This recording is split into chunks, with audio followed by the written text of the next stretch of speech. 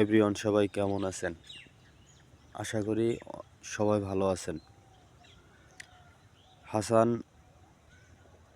Fishing YouTube channel থেকে everyone সবাই কেমন আছেন? আশা করি সবাই ভালো আছেন। হাসান ফিশিং ইউটিউব চ্যানেল থেকে